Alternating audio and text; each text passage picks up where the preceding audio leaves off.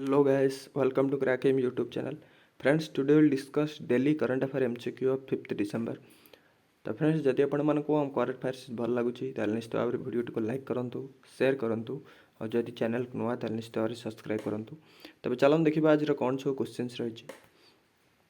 तो यहाँ पूर्व थर क्वेश्चन थी आपण which of the following is incorrect कहला। तो को रिवोल्यूशन क्या सहित रिलेटेड। तो ग्रीन रिवोल्यूशन तो एग्रीकल्चर रिलेटेड ठीक अच्छे। ब्लू रिवोल्यूशन मध्य फिश कहीपर आक्वाकल्चर ता सहित रिलेटेड। आउ जो ग्रे रिवोल्यूशन अच्छे यहाँ भूल अच्छे यहाँ सॉइल सहित रिलेटेड ना ये हूँ फर्टिलाइजर सहित। ग्रे रिवोल्यूशन रिलेटेड हूँ फर्टिलाइजर सहित। ब्राउन रिवोल्यूशन यहाँ लेदर बा कोको सहित related. What is the name of the cyclone that hits Odisha. तो रिसेंटली जो साइक्लोन बासी ना कौन जवाद हूँ यार ना। तो यहाँ ओडिशा हिट करी कहला कि वीक होगलानी से बांग्लादेश की कुआड जा हिट करी कहुच्छी। आउ जवाद ना हूँ मन रखी जवाद। आउटार ना किए देती ना देती south Arabia. South Arabia country ये जो ना देती यार बहुत इंपोर्टाट मन रखिए।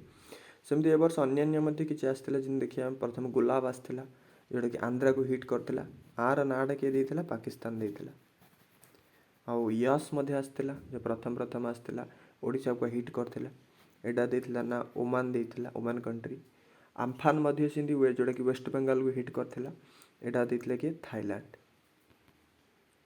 तो रोटेशनल बेसिस रे ना दौरान आम देश जाक सब। तो कौ देश को ना दे मन रखिए जवाद ना दे Saudi Arabia. On which day India and Bangladesh will celebrate मैत्री दिवस।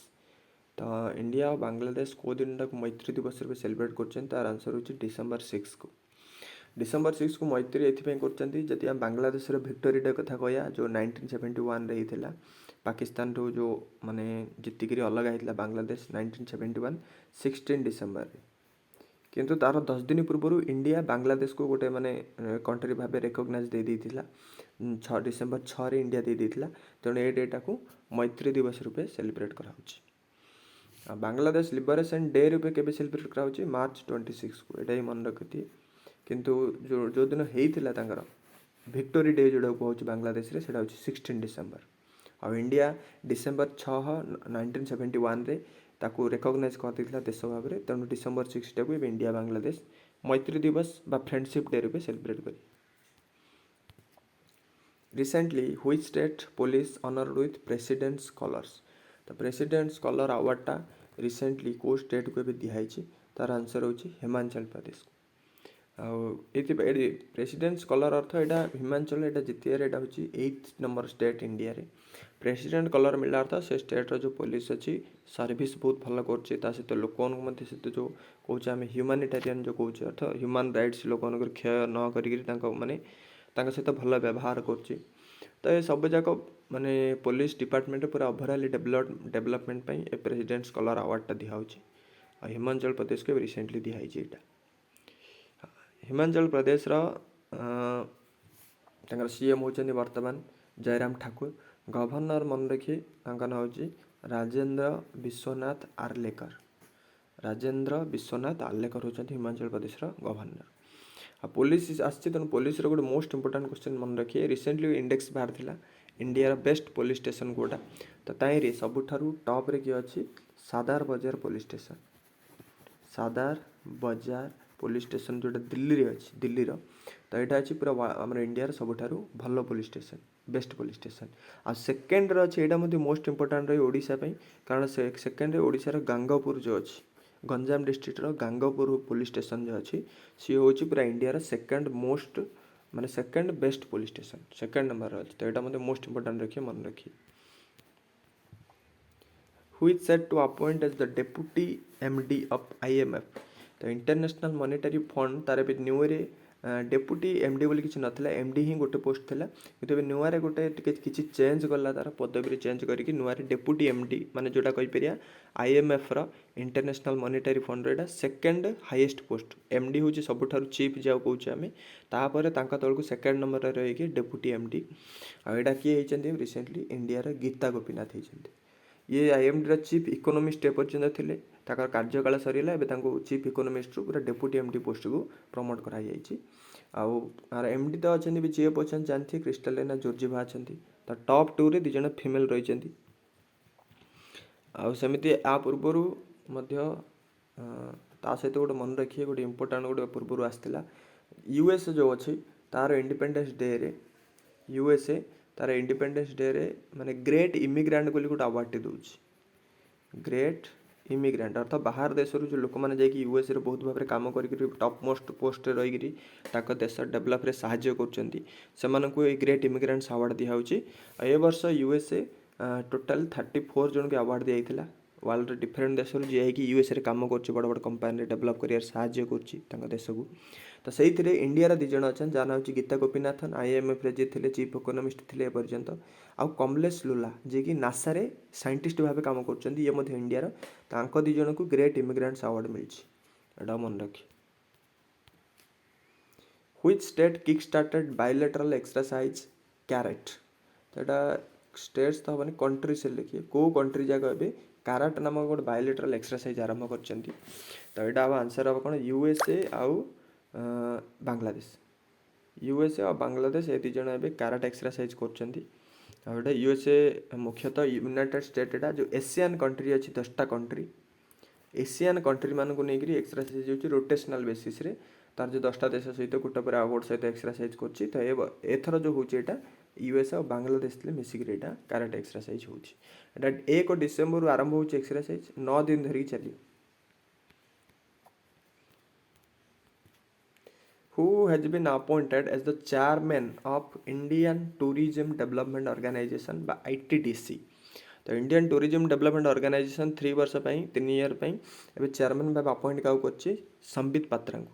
ଆଉ ସମ୍ବିତ ପାତ୍ରା ଜାଣିଥିବେ ବିଜେପି ଯେଉଁ ପାର୍ଟି ଅଛି ତାର ସ୍ପୋକ୍ସ ପର୍ସନ୍ ଭାବେ ଇଏ ଅଛନ୍ତି। ଆଙ୍କୁ ଟୁରିଜମ୍ ଯେଉଁ ଏଇଟା ମିନିଷ୍ଟ୍ରି ଅଫ୍ ଟୁରିଜମ୍ ଅଣ୍ଡରରେ ଆସୁଛି ଗୋଟେ ଗଭର୍ଣ୍ଣମେଣ୍ଟ ଅର୍ଗାନାଇଜେସନ୍ଟା। ତ ଆଙ୍କୁ ତାର ଚେୟାରମ୍ୟାନ୍ ଭାବେ ଆପଏଣ୍ଟ କରିଦେଇଛନ୍ତି ସମ୍ବିତ ପାତ୍ରାଙ୍କୁ 3 ବର୍ଷ ପାଇଁ ଆପଏଣ୍ଟ ହେଇଛନ୍ତି, ଏଇଟା ମଧ୍ୟ ମନେ ରଖିଏ। ଆଉ ITDCର ସବୁଠାରୁ ଯଦି ମୁଖ୍ୟ କଥା କହିବା ମାନେ MD ତାର କିଏ ଅଛି ତାଙ୍କେ ତ ଚେୟାରମ୍ୟାନ୍ ହେଇଗଲେ MD କିଏ ଅଛନ୍ତି କମଲା ବର୍ଦ୍ଧନ ରାଓ ଇଏ ଅଛନ୍ତି ITDCର MD। ଆଉ ITDC ନ୍ୟୁ ଦିଲ୍ଲୀରେ ଅଛି ତାର ହେଡ଼କ୍ୱାର୍ଟର। ଆଉ ସେମିତି ରିତେଶ ଚୌହାନ ମୋଷ୍ଟ ଇମ୍ପୋର୍ଟାଣ୍ଟ ଏଇଟା ମନେ ରଖିଏ ଯେଉଁ ଆମର ଅଛି PM ଫସଲ ବୀମା ଯୋଜନା PM ଫସଲ ବୀମା ଯୋଜନା ଯେଉଁ ଅଛି PMFBY କୁହାଉଛି ତାକୁ ସର୍ଟକଟ୍ରେ। ତ PM ଫସଲ ବୀମା ଯୋଜନାରେ ରିତେଶ ଚୌହାନକୁ ତାର CEO ଭାବେ ଆପଏଣ୍ଟ କରାଯାଇଛି ଫସଲ ବୀମା ଯୋଜନାର। Which state won gold medal award at 14th edition of Indian International Trade Fair? तो इंडिया इंटरनेशनल ट्रेड फेयर जो होता है आमर तो ये को स्टेट को भी गोल्ड मेडल मिली तो यहाँ मन रखिए बिहार को। आउ ये जो 40तम ए चलती जोटा यहाँ कौट है दिल्ली प्रगति मैदान होता ट्रेड फेयरटा जहाँ बिहार को गोल्ड मेडल मिली।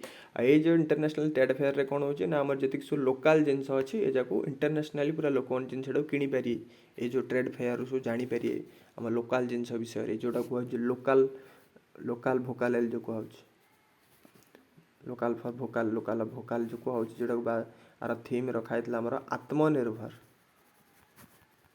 आत्मनिर्भर हो थीम आत्मनिर्भर भारत लोकल जिनस को इंटरनेशनल प्रमोट करने ऑर्गेनाइज होची। तो यहाँ होता दिल्ली रे आ गोल्ड मेडल जीतला किए बिहार रे। आ मुख्यतः तार जो आर्ट अच्छी जिनको मधुबानी हूँ बिहार आर्ट आ मंजूषा गोटे आर्ट आ गोटे हूँ सिक्की। तो ये आर्ट पर मुख्यतः को जो आर्ट पर बिहार को गोल्ड मेडल अवार्ड मिली। आउ सेमती जब कह फोकस स्टेट पार्टनर स्टेट प्रति जो इंटरनेशनल ट्रेड फेयर डिक्लेयर कराऊँच। तो पार्टनर स्टेट ए वर्ष दिल्ली यहाँ को होस्ट करता कि पार्टनर स्टेट थिला कि बिहार एका पार्टनर स्टेट थिला। आउ फोकस स्टेट 2 जण थिले फोकस स्टेट कि यूपी और झारखंड आंके 2 जण होचंती फोकस स्टेट।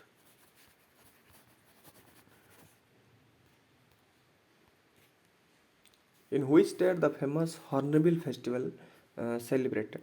तो फेमस हॉर्नबिल फेस्टिवल कोठी छि तो यहाँ नागालैंड रे भी नागालैंड बहुत ही फेमस फेस्टिवल देखिए रंग बेरंगर कपड़ा पिंधिकी यहाँ सेलिब्रेट कराऊँच। आउ मुख्यतः नागालैंड गोटे हेरिटेज गोटे विलेज अच्छी जहाँ ना हूँ किसाम नागालैंड हेरिटेज विलेज पूरा से मुख्यतः यहाँ हॉर्नबिल फेस्टिवल मुख्यतः सेलिब्रेट कराऊँच। रिसेंटली आहरी मध्य गोटे इंपोर्टाट फेस्टिवल आपको कहला मेघालय चेरी ब्लोसम फेस्टिवल एटा मन रखी चेरी ब्लोसम फेस्टिवल गोटा होता मेघालय। नागालैंड सीएम नेफ्यूरियो गवर्नर होचन Jagdish Mukhi. Which day is observed as world day of handicapped बा एटा को इंटरनेशनल डे ऑफ डिसेबिलिटीज मध्य कहउची। तो एटा को दिन सेलिब्रेट करा होची डिसेंबर 3 रे। डिसेंबर 3 रे जति भी सब डिसेबल बा हैंडिकैप्ड पर्सन अछंती समान को उद्देश्य रे सेलिब्रेट होची। आर थीम थिला ए वर्ष leadership and participation of persons with disabilities माने डिसेबिलिटी जो पर्सन अछन सेमान मध्य सब क्षेत्र रे पार्टिसिपेट करिक लीडर हो पारि तार थिला ए वर्षर थीम। एटा को हम जो पूरा वर्ल्ड वाइड सेलिब्रेट आरंभ केबुड हला 1992 एटा को हमर यूनाइटेड नेशन एटा को दे दिछि जे एटा को सेलिब्रेट करिया आरंभ होइछि। Which state celebrates its 59th statehood day on December 1?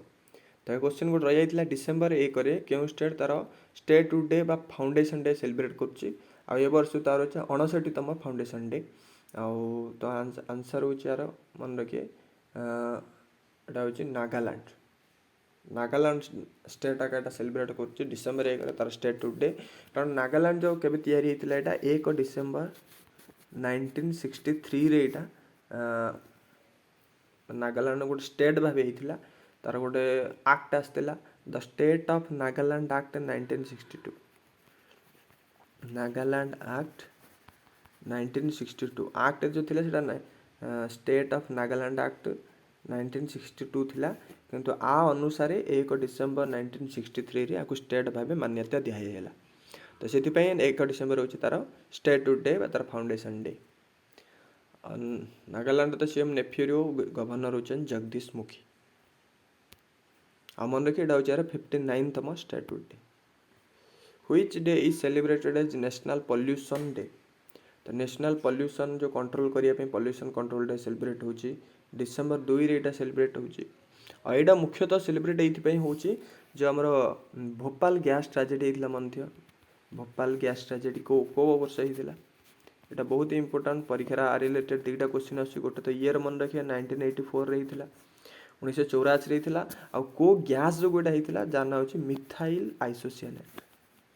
Methyl आइसोसियानेट gas जो लीक होगा जो पूरा से बहुत लोग मरी जाते तो से प्रकार किसी न उद्देश्य यहाँ आगू अवेयरनेस बढ़िया सेलिब्रेट करा नेशनल पॉल्यूशन कंट्रोल डे पे सेलिब्रेट करा डिसेम्बर 2 को।